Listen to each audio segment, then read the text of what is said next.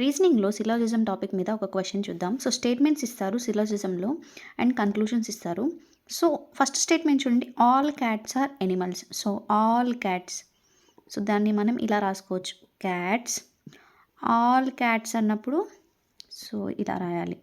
So all cats are animals. Next second ఏంటి, all animals are living beings. Animals అన్నీ living beings అంట.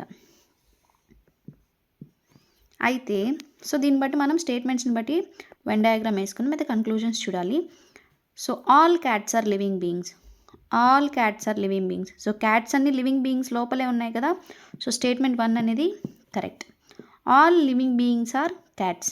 So all living beings are cats. అన్ని cats living beings అవుతాయి కానీ living beings అన్నీ cats అవ్వవు. So statement 2 అనేది wrong. So మనకి ఇక్కడ ఆన్సర్ ఏమొస్తుంది, ఓన్లీ కన్క్లూజన్ 1 ఈజ్ కరెక్ట్.